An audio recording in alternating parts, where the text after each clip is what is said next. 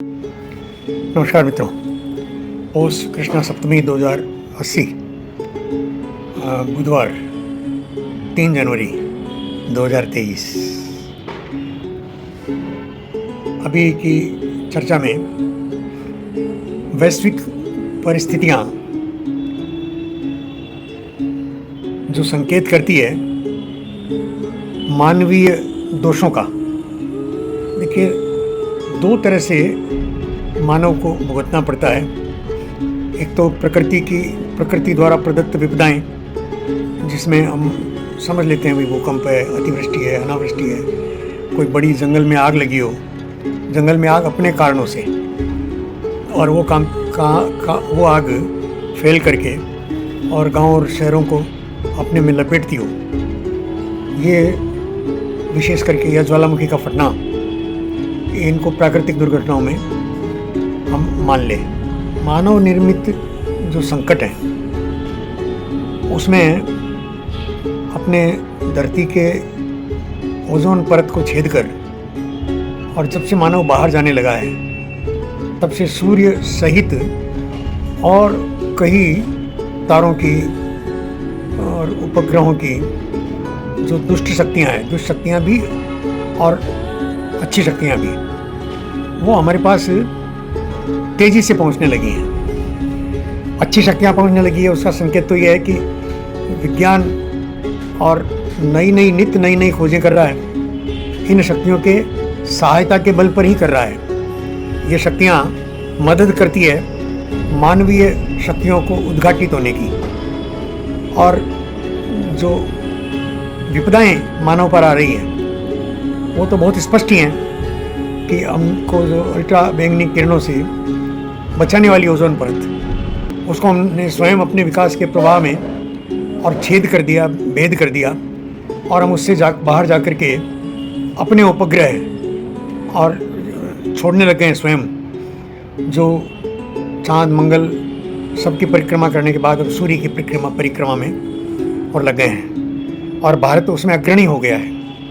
भारत का जो 1 तारीख सोमवार को छोड़ा हुआ जो शनियान है, वो एक तरफ तो सूर्य के चारों तरफ चक्कर लगा करके सूरज की किरणों का हमारे अन्य उपग्रहों पर क्या क्या प्रभाव पड़ता है, इसके साथ ही ब्लैक होल कैसे बनता है, ब्लैक होल क्या है, ब्लैक होल की रचना कैसे होती है, और कैसे ब्लैक होल में बड़े बड़े सितारे और समा जाते हैं, गायब हो जाते हैं, और उसके साथ ही न्यूट्रॉन सितारा, उसके भी निर्माण और खोज में भारत के वैज्ञानिक काफ़ी आगे बढ़ गए हैं।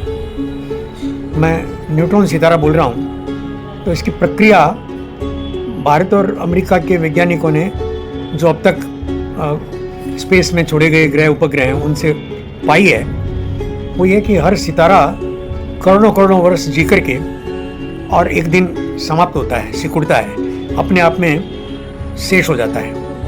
ये जो सितारों के बड़े बड़े आकार हैं, माने धरती से करोड़ गुना बड़े, वो आकार जो है वो उनके इलेक्ट्रॉन और प्रोटॉन के सघन और वलय को, और उसके चारों तरफ जो चक्कर लगाते हैं उस इलेक्ट्रॉन के, उस न्यूट्रॉन के, उस कारण से बड़े से बड़ा आकार के सितारे हमको दिखाई देते हैं। ये चमक भी उन इलेक्ट्रॉन और प्रोटॉन के निरंतर घुमाव की है। इलेक्ट्रॉन और प्रोटॉन अपने आप में शक्ति की तरंगें और वो अपने चारों तरफ फैलाती है। ये शक्ति की तरंगें जो है यही प्रकाशमान होकर के हमको आभास देती है। और हमारे सामने जो माप अब तक आया सितारों का, वो इन इलेक्ट्रॉन्स के घेरे का ही माप आया है।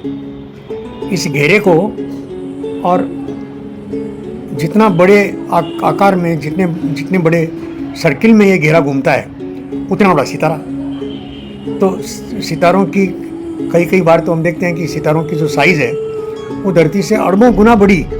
कई सितारे ऐसे हम खोज में आए हैं, हमने जो दूरबीनें लगाई है उसमें भी, और हमारे जो ग्रह उपग्रह बाहर छोड़े गए हैं उन्होंने भी ये साक्षी दिया है कि सितारों की साइज़ हमने जितना सोचा उससे लाखों करोड़ गुना बड़ी है। अब ये सितारे भी बने हैं इस सृष्टि में, तो जो बनता है वो मिटता ही है। तो कोई सितारा करोड़ों वर्षों की उम्र पाकर जब मिटता है, सिकुड़ता है, तो उसकी प्रक्रिया यही है कि उसके इलेक्ट्रॉन और प्रोटॉन और सिमट जाते हैं, थक जाते हैं, चुक जाते हैं, तो खाली न्यूट्रॉन सितारा वो बच जाता है। और न्यूट्रॉन अपने आप में इतना घनीभूत होता है क्योंकि सारा का सारा उसका घनत्व वो न्यूट्रॉन में सिमट गया। तो चम्मच भर न्यूट्रॉन, चम्मच भर का मतलब उसमें करोड़ों सितारे आ गए।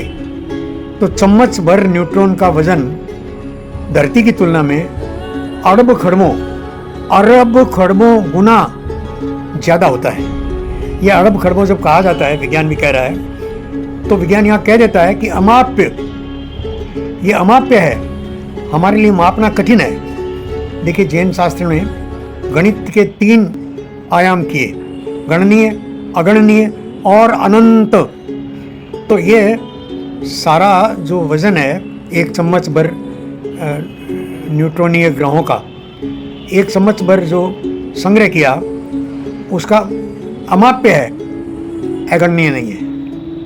अमाप्य है, अनंत नहीं है, अगणनीय है। अमाप्य है, अगणनीय है, अनंत नहीं है। अनंत तो ये हमारे चारों तरफ आकाश में फैला हुआ दिखता आकाश है, वो स्वयं ही है।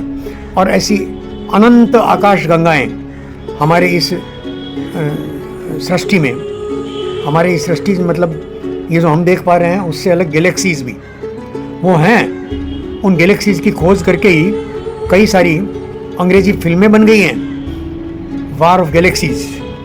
तो ये गैलेक्सीज का युद्ध है, इसमें एलियंस की कल्पना, एलियंस का रहना आना जाना, हमारे इस पृथ्वी उपग्रह से के भिन्न भी और कई जगह और मानव किसी न किसी रूप में और मौजूद है। सभ्यताएं वहाँ की हमसे ज़्यादा फूली हुई भी हो सकती हैं, ज़्यादा विकसित भी हो सकती हैं, और संभव है कि वो भी इस सृष्टि के अन्य ग्रहों की खोज में अपने यान छोड़ते हों, जिस यान की चित्रण जो है वो फिल्मों में होता है। हिंदी फिल्में भी बनी है।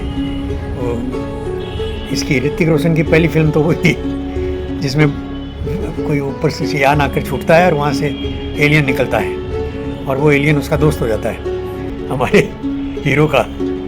तो ये जो फिल्मों में आया है वो विज्ञान के गति को समझकर और उससे आगे कदम रखकर आया है। मैं ऐसा मानता हूँ कि भारतीय मेधा चाहे फिल्मों में काम कर रही हो या चाहे स्पेस साइंस में काम कर रही हो, वो मेधा चारों तरफ अभी भारतीय मेधा का उभार है। ये शताब्दी भारत की है मित्रों। मैं इस विषय पर और आपसे कुछ बात करना चाहता हूँ। और अभी तो ये हमने अतीत में भी देखा है, आप समझ सकते हैं, मैंने कहा भी है पिछले 2 वीडियो में, और भविष्य में भी इससे और नए हम चमत्कृत कर देने वाले और आयाम वो देखने वाले हैं। नमस्कार मित्रों।